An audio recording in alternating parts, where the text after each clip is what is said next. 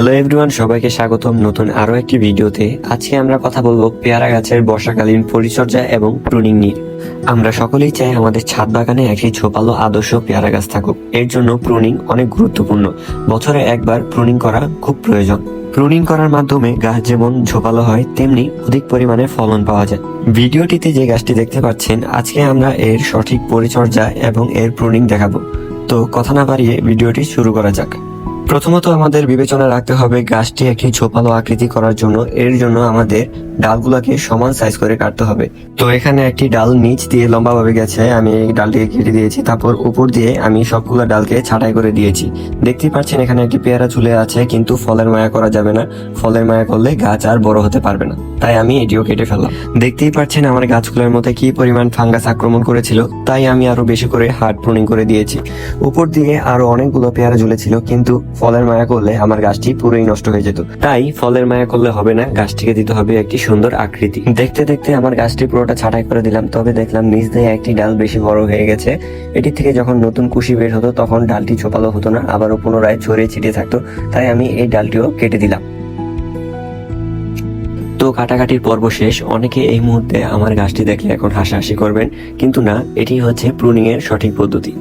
এখন আমরা মাটিতে সার প্রয়োগ করব। এর জন্য আমাদের সর্বপ্রথম করণীয় গাছের গোড়ায় মাটিগুলাকে খুঁড়িয়ে নেওয়া। গাছ রোপণ করবেন কিন্তু গাছের খাবার ঠিকঠাক মতো দিবেন না, তাহলে সেই গাছ রোপণের কোনো মানই হয় না। তাই সার প্রয়োগ করা অত্যন্ত গুরুত্বপূর্ণ। দেখতেই পাচ্ছেন আমি সুন্দর মতো গাছটিকে খুঁড়িয়ে নিয়েছি। এখন কিছু পরিমাণ মাটি আমি আলাদা করে রাখবো।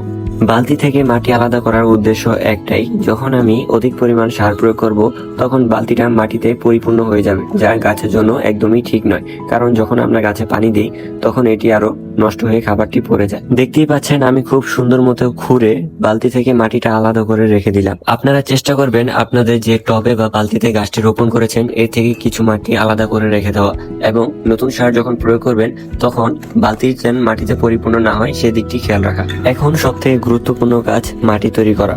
এর জন্য আমরা নিয়ে নেব 40% মাটি, 40% গোবর সার, 10% ভার্মি কম্পোস্ট এবং 5% পটাশ।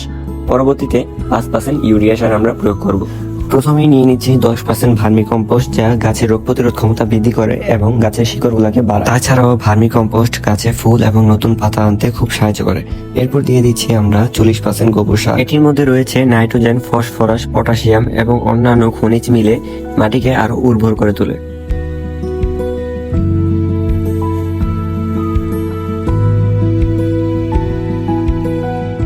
এখন আমরা দেব পটাশ। পটাশ হলো গাছের জন্য খুব গুরুত্বপূর্ণ একটি রাসায়নিক সার। এটি ফল এবং ফলের গুণগত মান বৃদ্ধি করে এবং যখন গাছে নতুন ফুল আসে তখন ফুলগুলোকে ধরে রাখতে সাহায্য করে। এটি শিকড়ের গঠন শক্ত করে, যা গাছটিকে আরো মোটা তাজা করে তোলে। এরপর মাটিটাকে সুন্দর মতো নাড়তে হবে যাতে একটি আরেকটির সাথে সুন্দরভাবে মিশ্রিত হয়। মাটিটা যতটা ঝুরঝুরে হবে গাছটার জন্য ততটাই ভালো হবে।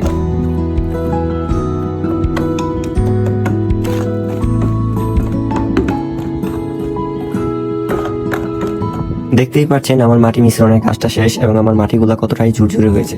এখন আস্তে আস্তে আমি গাছের গোড়ায় এবং গোড়ার বাইরে সুন্দর মতো দিয়ে দিব।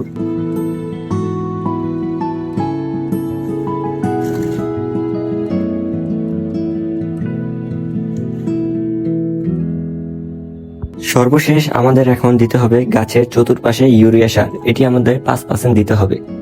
এরপর মাটির সাথে ইউরিয়া সারটা ভালোভাবে মিশ্রিত করতে হবে।